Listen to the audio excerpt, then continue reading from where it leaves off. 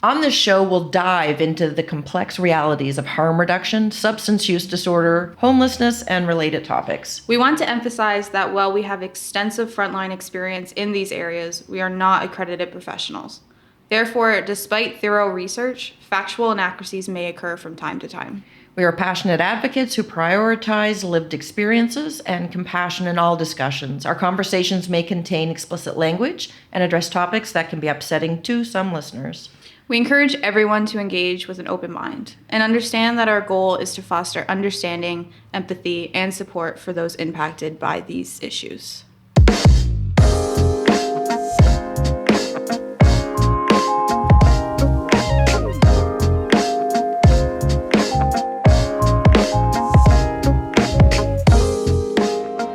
As long as you guys fancy equipment, no wonder it.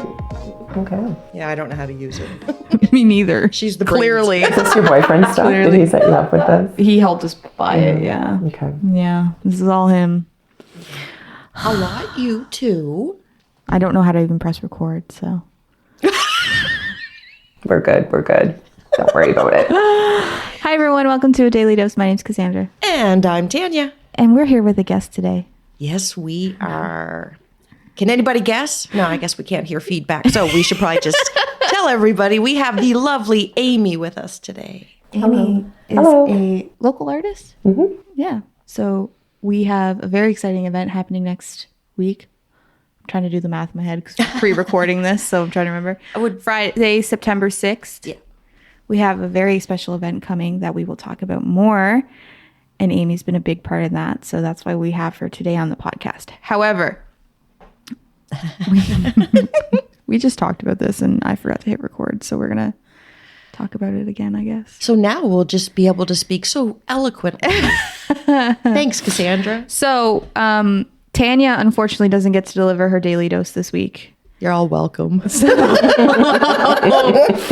Because Amy came in and as we were setting up, she asked if we had heard the news today from this morning, or I guess yesterday. It was this morning. This morning, As at I was least. getting ready. So, as Amy, do you want to tell the story? You were getting your coffee. Sure, yeah. I was getting my coffee this morning, getting ready to come here, and turned on the news. And the news was that in Ontario, they are closing 10 of the consumption sites against recommendations from their own review that they've been doing for about a year and a half. So, yeah, he's closing 10 of them against recommendations. Against recommendations. So, some of the things he said in this news report, I just don't believe supervised consumption sites. I've listened to what the people in the neighborhoods, I've consulted with them. I've been getting endless phone calls about the needles in the parks, which, Tanya, we have talked about. Yes. Needles being by the schools and by the daycares, that's unacceptable. And I will say, it does state that the supervised consumption sites that they're referring to are within 200 meters of schools and daycares, which is just poor planning on whoever opened the sites. Yeah. But that's an easy. But that's a simple fix. Yeah. You relocate the supervised consumption sites, right? But he goes on to say, giving an addict a place to do their injections. We haven't seen it get better. This was supposed to be the greatest thing since sliced bread. It's the worst thing that could ever happen to a community to have one of these safe injection sites in their neighborhood. So what's next? They're going to close shelters because, like, bars. Oh my gosh! Exactly. Fights break out after bars. Things happen. People drive drunk bars. after going to bars and kill multiple people. And so this review happened, and I'm not familiar with this story. Amy, if you don't mind touching on it, but this review happened because of an incident that occurred, right? Right. There was a young wife that was walking down the street in front of one of the consumption sites, and she was shot and killed. I believe this was about a year and a half ago. So that's what spurred on the review. And the review did say that they should be opening more sites, not closing sites. And then these sites, the 10 that are being closed, are not being relocated, according to the report this morning. They're simply being closed. So it doesn't sound like he's... They must close by no later than March 31st, 2025, which I'm guessing is when their yearly funding would run out anyway. So. Wow. See, the very first thing, sorry, I'm just so frazzled. I'm just like, all I can think about is the deaths in the community. And we know deaths in our community, unfortunately, happen frequently. And then you take away a supervised consumption site. It's not right. It's very disheartening to hear all of this when it's overdose awareness. His focus is, like you said before, when we were not recording. His focus is definitely seems to be on one side of the community and not the other. Yeah. Which is sad considering his own, like I said, his own family has a history. He should be well aware of addiction issues, considering, we all know, well, most of us know about his brother and his issues that he had. So it's surprising that someone can be seemingly so misguided, or maybe, just like I said before, like gaps in his knowledge of what's happening on the ground. Yeah. It's, and not to say that, like, he says he talked to the people in the neighborhood and their opinion matters, but their opinion should matter just as much as the people who use the sites. Yeah. Has anyone ever, I wonder if he's even went into one of those sites before and talked to those individuals and about how much those sites have helped them. And, like, we were talking about this morning before Amy came in, like, you get so jaded sometimes about all the negative and, like, what we don't have and all the resources we don't have and all the people that, like, we see that have progressively gotten worse over the years. But you do forget about the ones, because we were talking about an individual who used to access our services and now is doing really well, has a baby, has housed. Things are going so well. Things are going well, and reached out to me recently just, to express concern about a friend, but reached out to me and was explaining to me how well they're doing, basically. Yeah. And you kind of forget about that. You forget about the people who do, because of these sites and because they're able to have that backup support and they're able to have people in their corner and help them and support them in the ways that we can. Like, they are able to continue in their recovery and, flourish. Yeah, exactly. Live life and be free and to have the opportunity to make good decisions. Because sites like overdose prevention sites and needle distribution services, right? Like, without an OPS, without a safe consumption site, some of those individuals might not even still be around to make those decisions. Like, that's the point of it, right? It's to keep people alive so that when they are ready to make that choice to enter into recovery or treatment or what have you, they're around to do that. Yeah. And you can tell already how, sorry, Tanya, I didn't mean to cut you off then, but you can tell just how, like, almost disgusted he is by these sites, by literally him being like, this was supposed to be the greatest thing since sliced bread. Like, I don't know whoever made that claim, but.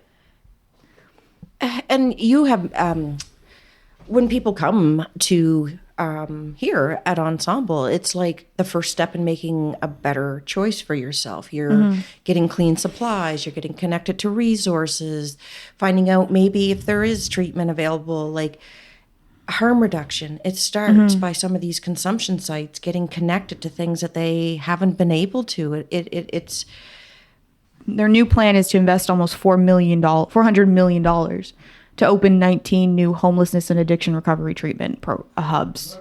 But not everybody's ready to do the No, not everyone's ready to do that. Not everyone has the support to do that. It's great that they want to pour all this. They're going 2 steps forward when they still haven't done the baby steps. No. And then they're going to get, like, frustrated when they realize not everyone's accessing these programs. Or there's more. Our overdose deaths are toll's gone up now. Or, there's even more needles in the parks. And, like, like, it's. Unfortunately, he lacks the understanding of the importance and the benefits of having a consumption It's just site like you said, Amy. It's just clearly. Why don't we invite him? Reach out, Tom or Bill. Doug, sorry. Not a political person. Let's invite him on the podcast. Let's invite him down for a tour. Come see. Because if anybody listening knows him. Sorry. Andrew and her 500 alarms every day. If anybody knows him, pass it along. Pass along. Yeah. I'd love Sorry, to I have kind him of here. invited him onto your podcast. Let's I bring like Doug it. It's for it. He's great. not our premier. So. Bring him here. Like, It's sad. it's sad. Maybe we should start with our own premiere. Yeah. Oh, that's very disheartening. It to is. see that. We've been hearing of different closures across Canada that are getting their sites shut down, lack of funding rather. And it's like we're taking 2 steps ahead sometimes, and then we're taking 4 back. Like we're losing ground on keeping people safe. It's ironic too, because I'm reading this article, and the more I'm reading, it's like the people who support supervised consumption sites, they're coming out and they're saying, you know, this is only going to make the problem worse. You're only Yes. going to see it more. You're going to achieve the opposite of what you're hoping to achieve. Like you're not suddenly going to be like, you're not going to see an uptick in people going through recovery and treatment programs. Like that's not what's going to happen here. And people are trying to say that to him because people are now going to use openly more in parks and in other public places than before. Not to mention, you know, the overdose deaths and the more drug-related injuries. And he said, well, those are just typical scare tactics. He used it as scare tactic? Those are just typical scare tactics that these folks have been saying for years and has not worked. It's a failed policy, simple as that. We're making a better policy. Tanya, we really need to do an episode on Switzerland and the Netherlands. Yeah.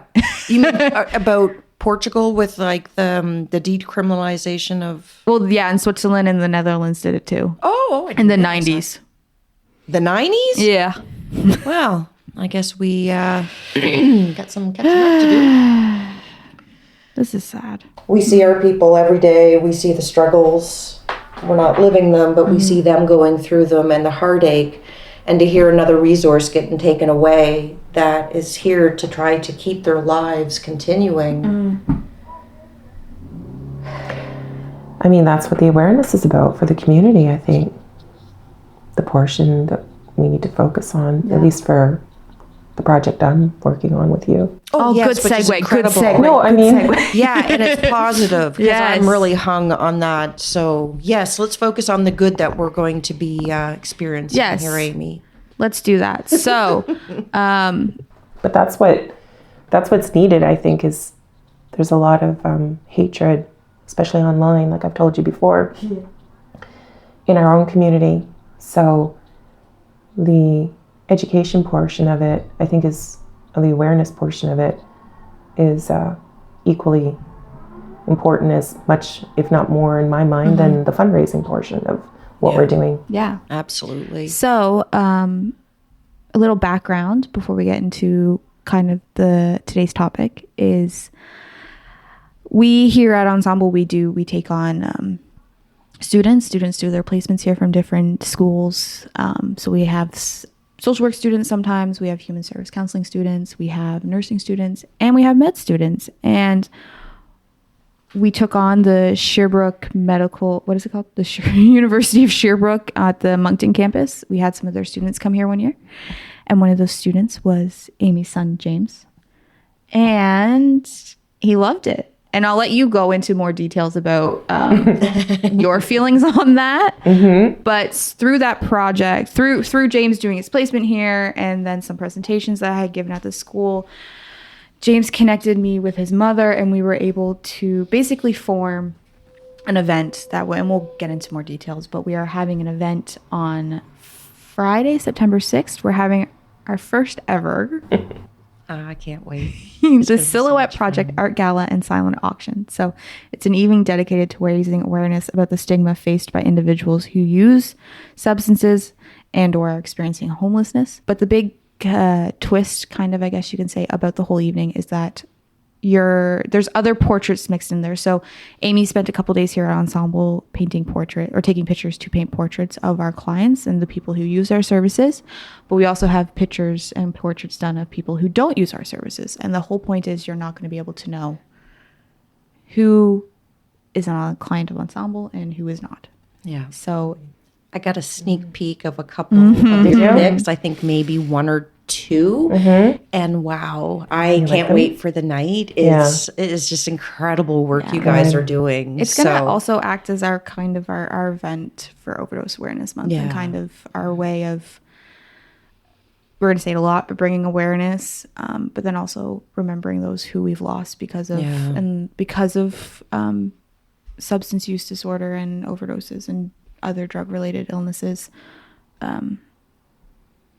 And it's going to be so fun. It's so, like, we've been planning this now since May? Something like that, yeah. Like it's been a while. Long time. It flew by, but at the same time, it feels like it was forever ago.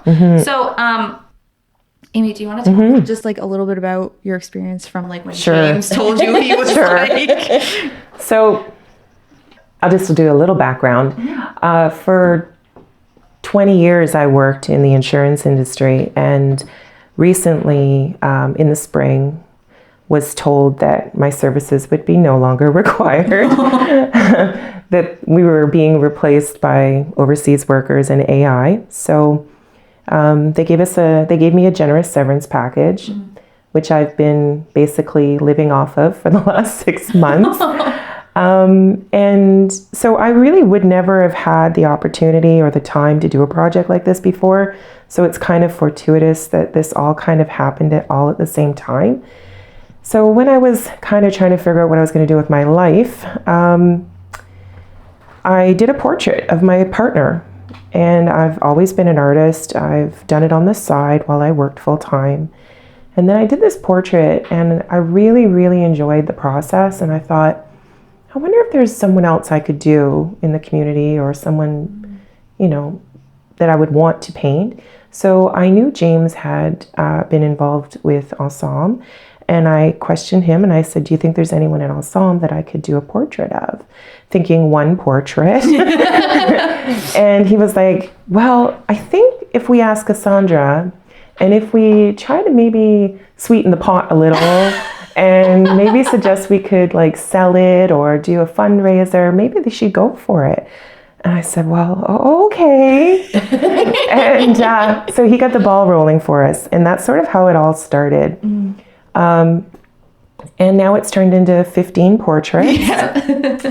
And involves 4 artists. And we're having a gallery show at the university. So it's been a whirlwind. It's been really, really fun. It's been impactful on me. I will sort of also just say, like, when James came home one day and said from school that the school was giving them choices of places they could go and volunteer. And he told me the one he really wanted to go to was Ensemble. And I'm like, well, what's Ensemble? And he said it's the however he described it. And immediately red flags, all red flags, like red flags, mama, he's my only child. Mama Bear came out. And I'm like, you're going where? And who's going to be there? And what do they do? And he started explaining it to me. And I said, no, you're not going there. You're not going there. You're going to go back to school and you're going to tell them you're going somewhere else. Because I am afraid for you. I don't want you down there. And I'm telling you this just because, like, I want people to be aware how uneducated I was and how unaware of what was going on down here. All I ever saw, and all I still pretty much ever see, is negativity online and people saying things that are horrific about the place. I never see anybody, like, talking up the place or telling it how it really is. So I was very uneducated and I was very scared. Understandably, there's fear in the unknown. Right. So against my better judgment, he's 21 and I couldn't control him. So he went. He said, I'm going, Mom. That's where I want to go. I'm going. You can't stop me, kind of thing. And I said, okay. I said, you call me when you get there. And like, just stupid. Like, I was just being way overprotective. Yeah. Text me every hour on the hour. Yeah. Tell me how it's going. So I grilled him when he got home the first time. And I asked him, was it safe? What did you see? What did you learn? All those things. And he was excited about it. He thought it was fantastic. He thought you guys were fantastic. And slowly but surely, he kind of started bringing me around. And then one day he said, Mom, we've got to go to Nova Scotia. I would like to formally apologize for this because this is my fault. And I'm like, why are we going to Nova Scotia? And he said, because there's something called, help me here, naloxone kits. Or Narcan. Narcan kits that reduce or stop an overdose in progress. And they're not free in New Brunswick, but they're free in Nova Scotia at the pharmacies.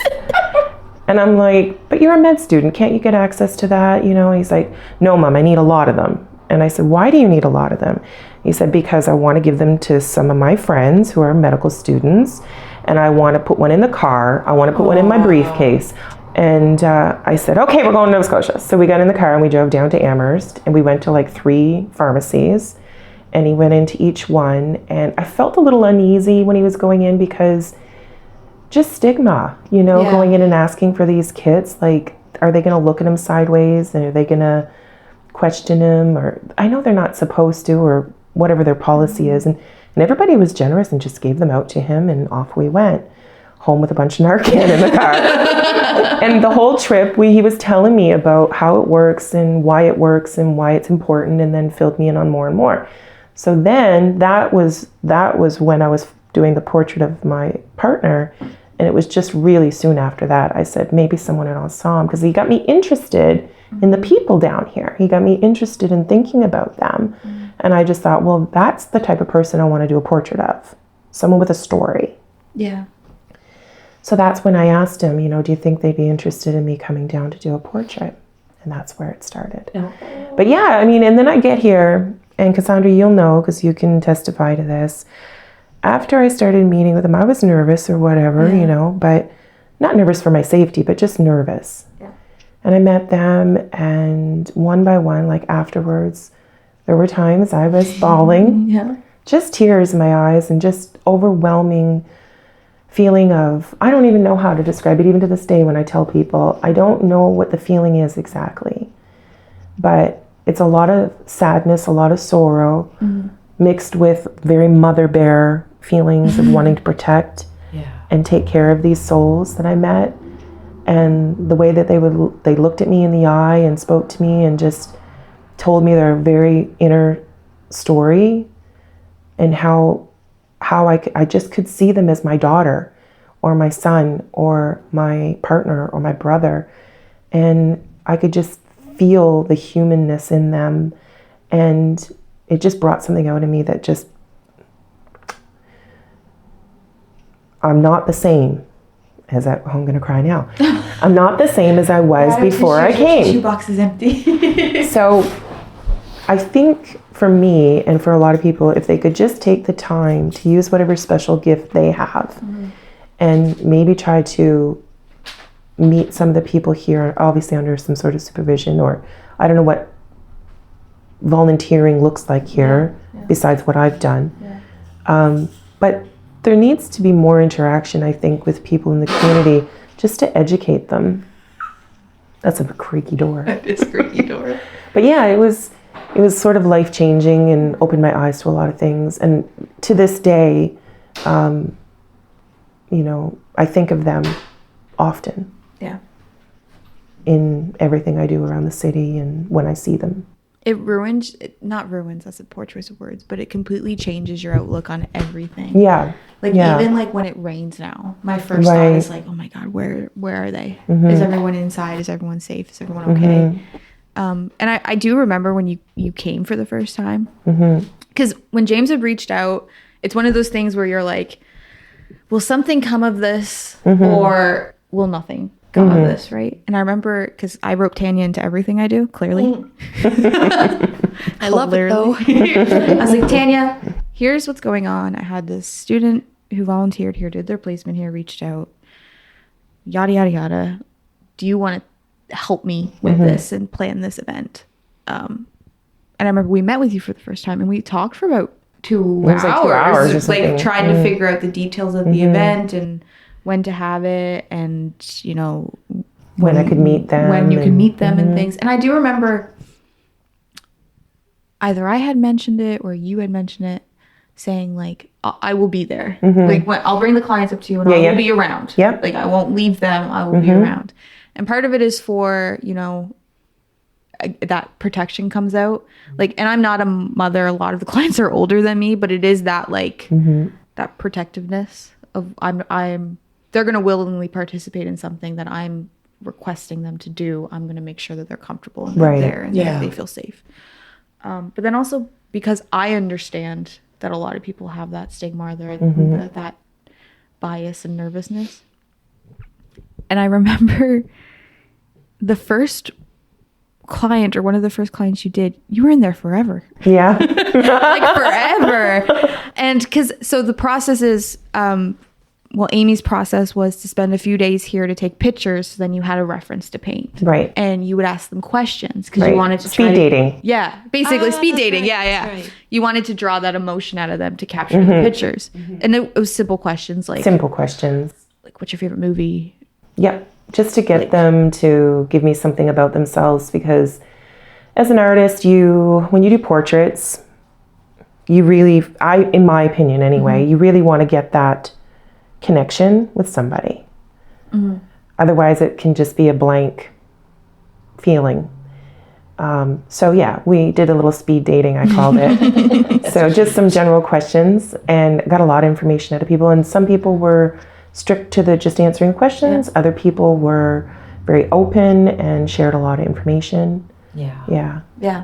And I remember going to ask clients like, hey, do you want to partake in this little event we're doing? We're trying to raise awareness for stigma. And I don't think like that's as far as I would get. They'd be like, sure, I'll do it. So they would come upstairs not knowing really what they were doing, but they were all so excited to do it. It was really important for me to make them feel comfortable too and make them want to participate. And I think we achieved that. Yeah. And more so with the portraits that we did, it was more important to me that the portraits themselves were what they would like. Like I wanted it to be good art. Yes. But in the end, I was really concerned with how they would like it. There was two actual portraits that I did. One that I showed you pictures of, it's not going to be in the show. I hated it. Like as an artist, sometimes you can really just be your own worst critic. Yeah. And I just thought it didn't do her justice. It just didn't work for her. It wasn't what I really wanted. So I trashed it and I started fresh. And I don't know that you've seen the fresh one, which is fine. There has to be some surprise. I have to be surprised too. So yes, it was really important for me that they would like it. And I knew the first one may miss the mark, whereas the second one I thought she was going to love. So that was more important to me to put that one in. And then there was another client as well who was quite self-conscious, the way she appears now versus pictures she showed of me when she was younger and healthier. So I did a very realistic portrait of her at first. And I just felt in my heart, even though I found she's beautiful, she wasn't going to be happy with it. So I stylized it and I made it much more of a pop art piece. And so she's going to love it. I know she will now. And that was really important to me. It wasn't so much about to show off my abilities. It was more about showing them that I appreciated them for taking the time and being able to do this with me. It was very much my concern was more about how they would perceive the work. So yeah, and that piece, by the way, I have another little bit of information. That piece has been selected by the city to be put in I'm afraid I don't even know the name of it exactly, but they're collecting local art to display in downtown windows. So the city has asked for that piece. They just asked, and I thought, I didn't think you guys would mind if I submitted that one because it's supposed to be city. It has a city in it, so it's like city background. So it is Moncton after all, and I thought, They don't know who she is. They don't know she's one of the Oh my God. of the people That's from amazing. Ensemble. And they said they were incredible. reserving my piece for one of the larger windows. So What? I don't know what's my going to happen, God. but Wow. hopefully something Well, good. keep us updated on that. Yeah, I'll Oh keep my you updated. God. I can't wait Yeah. for the client to know. Yeah. I know, that's my first thought too. Yeah. Was like, I got I can't wait. goosebumps. Yeah. So Oh. hopefully incredible. that'll happen. I hope. Fingers crossed. Oh yeah, sounds like it's Yeah. in the makings. Yeah. Can you talk a little bit more about like what it was like, just like, because Tanya and I yap all the time about like how, you know, they're just human. They're just, you know, they're great. They're amazing. They're like all of us. They have bad days. They have good days. Right. As someone who like had that, you know, Initial. that societal stigma that we all have at some point when we don't work in this field. Absolutely. What was it like coming in and I know by the time you came in, you were a bit more accepting. But what was it like the It's a first bit of a time? shock. Yeah. It is a bit of a shock because you have to go through, like even this morning, I walk up on the stairs and there's someone laying next to you on the stairs Yeah. who I'm assuming, you know, didn't have anywhere to sleep last night and didn't have a place to get clean and hasn't got a full belly and all those things. So you're walking past that, and even just that initial walking past that is hard for people who aren't in this situation every day. It's hard to go past people and say good morning and look them in the eye, and because everyday type of situation, I think most people just would, if they were on the street or if you saw someone begging, or they were going to walk by and not even make eye contact or say hello or how's your day or whatever. So it's difficult. I think it's still hard even for me to see it. And when I came in and sat down with them one by one, like I said, it was just really heartwarming, you know. Like I said, I'm really touched by them. You know, there was one girl, young woman, no more than 21, 22, and obviously I'm not going to share her details, but the things she said to me just in such a matter-of-fact sort of way that was sort of fatalistic in her way of looking at her life, like she had no way to control anything, no say in her life, that life was just the way it was. There was no other course for her. And in my heart, I kept thinking, how can you say this? I want to take her by the shoulders and shake her silly and say, you're 22. You've got your whole life ahead of you. How can you think that this is all there is? There's so much more for you. You just need someone to help you and then the mama bear came out, and I'm like thinking to myself, well, I've got a spare room at home. I can take you home and take care of you and, you know, help you. Yeah. But I can't do that, you know. But, and it wouldn't help her in the end, I'm sure. She needs help that I have no idea what she needs. But it was very, sobering. It's very Sobering. because I remember too specifically one of the clients you had said after she had left, you said because one of the things you asked or used to ask was, can you describe your ideal best day? Oh, yeah. And I remember when I went in after and she had left, you said what she described as her best day would have been my worst day. Yeah, it was. Like, it's just, Her best day would have been my worst day ever. yeah. It was just, do you want me to describe her day? You can, yeah. Okay, it was, well, one part would be okay. But being in the woods or in the forest, that was her happy place with her partner. Having enough drugs for the day, that they didn't have to go and prostitute or do something to get drugs, that they'd have enough drugs, be in the woods, in a tent, and make love to her partner. So making love, great, no problem. This sounds good. That sounds all right.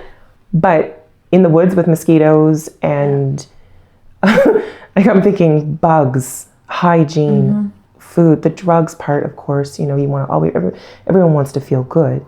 But it just sounded to me like the worst case scenario I could even imagine. Because she could have said anything. She could have said anything. Be in a house, have a hotel room. Yeah. Her best be in day. a yacht on the water. But her best day would be in the woods in a tent. With drugs. With drugs. With no one around to bug them. And the drug part is probably so that she could have had a full day without being sick. Yeah. Yeah. Not for the idea of maybe being high. That's right. I probably shouldn't have said that. But No, yeah. that's not but it's bad. probably It's good probably a that you bit of said both, honestly. Like it's The stress of getting it, I think, is what she was saying. Like, she trying wouldn't to have to stress Yeah. about getting it. It would just be there. didn't have to commit a Her crime. needs were for being money. met by having a boyfriend to love her, having the drugs she needed, and having a safe place in the woods. Oh, It really rocks your world for a little while, if not forever. It really gives you an idea of, like, I don't even know how to say what I'm feeling, but I mean, their expectations are a little lower. Like, they're so much happier just like that, just being in a tent or just being in the woods, like, as opposed to thinking of that yacht or, that was her peace. That was her happy. I think you said it, like their expectations aren't very high for anything anymore. No, Like, they don't have high expectations for anything. like that young girl, she was just like, she had no hope, nothing left. No. Like an empty shell, and there was so much potential there. They're human who have hit rock bottom. Right. That's what right? And even when you dissect it and look at what the other client had described as her best day is her needs being met and being with someone who loves her. Yeah. At the end of the day, isn't that what we all want. Yeah. Is to like have all of our basic needs met, to not have to want for anything, Yeah. and to be loved by someone. Yeah. It's very philosophical, but like, Well, it doesn't really get much better than that. no, when and you're that's loved. what her best and- day would be, right? But absolutely. it's It was really shocking. yeah. Yeah. But I just, like I said, I came away with it with a whole new perspective. And I really feel like I really want other people to have a new perspective about what's going on in the people in our community. I'm not fully there yet. Like, I still have a lot to learn. Oh, we're not fully there yet. And, there's so much to so wrap our head around. when I think about the project we're doing again, not to swing so much back to it, but just that's the point. awareness, the awareness of it, portion of it is important to me too. Not just people coming to see the art, but whatever information we can give people during the gala, like during the evening, I think is equally important in my mind. Because we're not going to be sharing the client's personal information, who they are, their names, anything like that. Nothing identifiable except their faces. But I think it's important to share a little bit of, share how they got there, or not specifics, but just information, so that people can understand a little. Yeah, just understand a little bit more. Yeah. So if somebody is listening to this and decides because of this podcast that they want to go see it and they want to be part of it, then I hope that when they go there, they're not just looking at the art, they're going to learn a little bit too. Absolutely. The point of it isn't to, I mean, yes, we had 4 incredibly talented, and like Tanya said, we've had seen sneak peeks of the artwork, and like, oh my God, It's it's awesome. incredible. Yeah. And like, I'm so thankful. Wait till you see yours. Oh yeah. Have you seen it? You said Did I send it to you? like an unfinished. An unfinished Tanya and her version? partner Paul partook in the. We're not supposed to know who any of them are. Yeah, I know. but, like, Well. she will be there. You're You're going to figure it out. Oh my word. And like, we are forever grateful to you and your family for reaching out, because it's you and your sisters and your mom. That's right. So my mom, she's Get it right. She might listen. gosh, she's nearly 80. Let's put it that way. She's about 77, 78. Born in 47, so you guys can figure it out. We tried doing math classes and it was awful. She's always been really supportive of our art. We grew up very, very, very poor. She was a single mom. There was 3 girls that she raised on her own. That's hard. And in the Moncton area. But we always had art. My mother's sister and her both were artists. They always encouraged us. The whole family did. So we did art in high school. I had thought for some time I'd go to art school after high school, but I didn't. But it's always just been part of our lives. And so anyway, my sister, Laura Abudo, is one of the other artists. She's a fantastic portrait painter. She's the one that's been doing the very realistic oils. Yeah. They're beautiful. I wish I had her talent. So she's done 5 of the pieces, 6 pieces actually. She did a digital piece as well. So she's been very instrumental in helping me with everything. And my other sister contributed 1 piece, and then my mother contributed 1 as well. And my mom has shown in different places around the city throughout the years. She's pretty much retired now, so she doesn't show anymore, but she has in the past. So we've all just sort of got together and pooled our resources, and we had a sponsor too. So Cal's HVAC and Gas, he sponsored our canvases. That's amazing. So that was good because that's, an expense. So I had a sponsor that way. So that was good.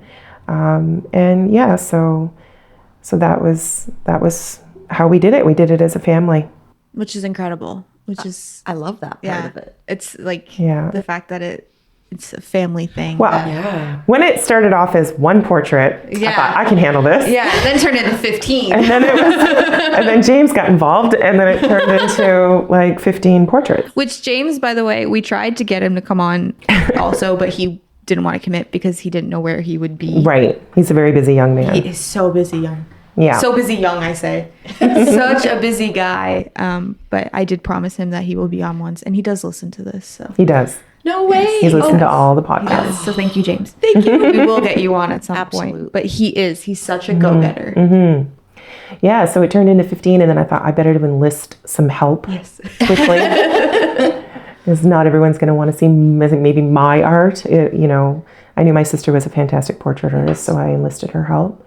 And that's where it and then my mom was like, well, maybe I'll do one. Aww. And then my other sister said, maybe I'll do one. I said, okay, just let's keep it family, and we'll do it that way. Which is amazing. Like another important aspect of the night is like, it's not just you.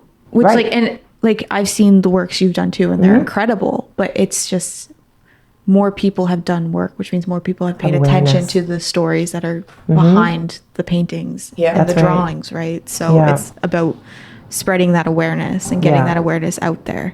Yeah. Sorry, I have my You're eye. okay. These are scratched ones here. Sorry. No, you're okay. Well, can you believe that? Well, I can believe it. It's fine. Oh, that's why it kept. Do a podcast, they said. It would be fun, they said. So it's a new day. It is actually a brand new day. Brand new day. I was in the middle of editing the audio from our talk with Amy the other day, last week. And for some reason, her audio did not come out for the last 20 minutes. It's all crackly,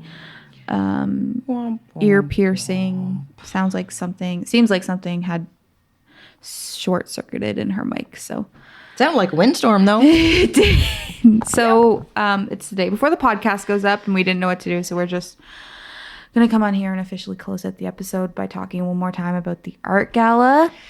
It's going to be so much fun. Come on out, everybody. Yes, it's September 6th.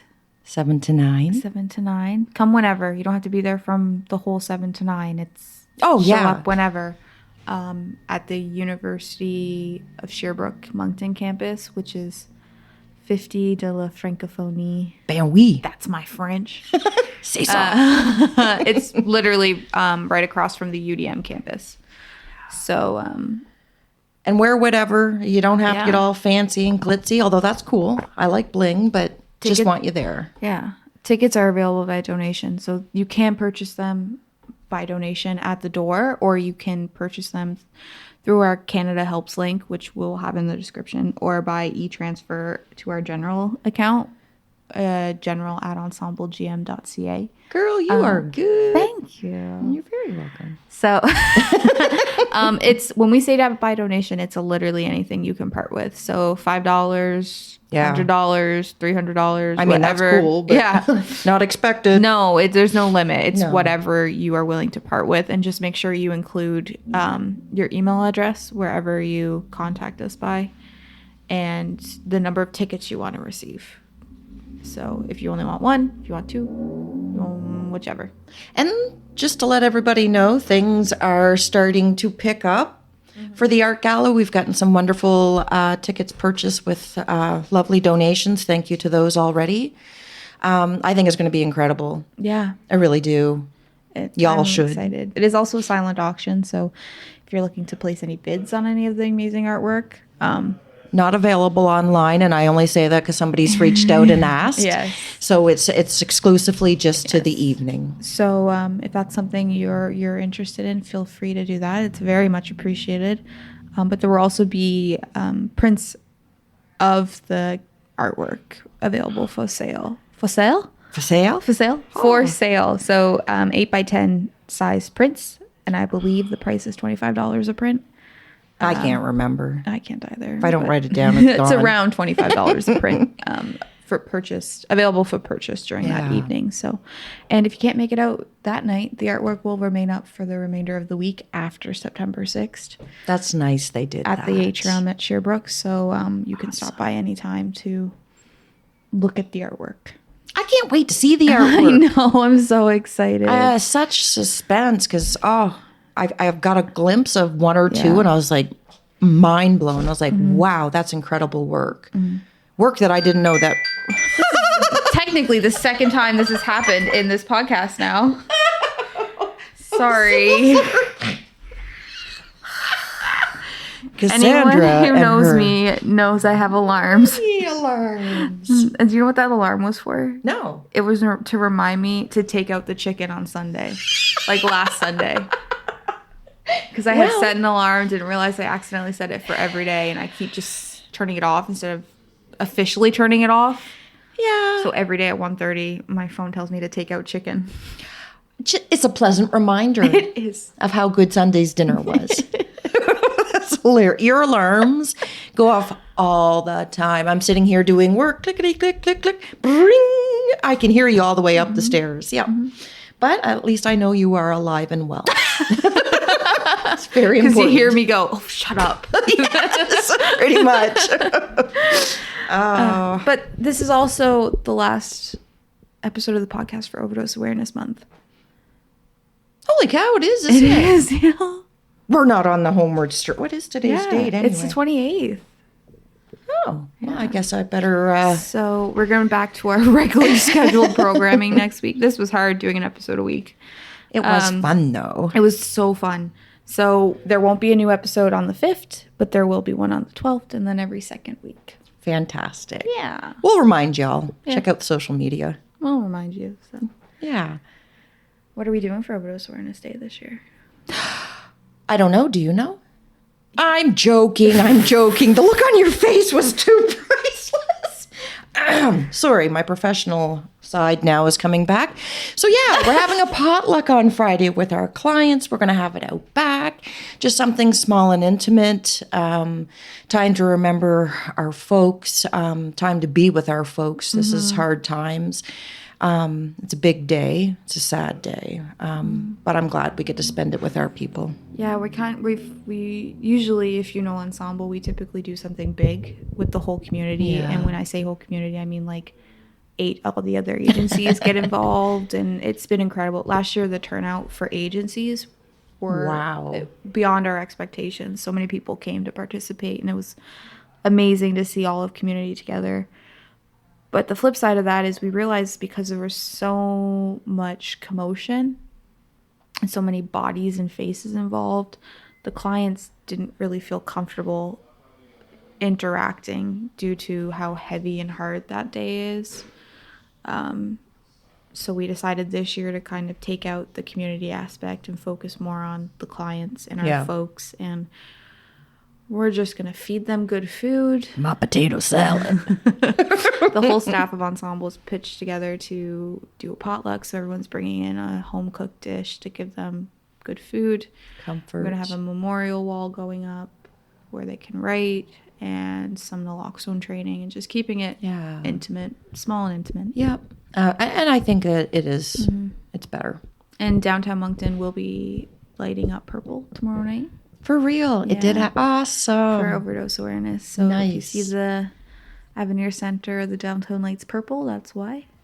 Oh, that's fantastic. I love hearing that. I We know. tried last year, but Yeah, we didn't. missed it. Oops. Missed the deadline. Yeah. So, Yeah. but yeah. So, See you at the Art Gala, her new catchphrase. and also be kind. All right. Thanks forget everyone that for listening to this podcast. Thank you, Amy, Yes, for being on the Amy. podcast. So sorry we missed the last one or two of your stories because of the stupid audio technology sucks sometimes. But Well, we're going to see what we can scrounge together to get maybe another something so that we don't go through this again. yeah, Poor Cassandra. we'll look into our equipment. But thanks everyone for listening, and we Yes. really hope to see you guys at the Art Gala. Please be kind out there. Have a wonderful week. All right, bye everyone. Bye.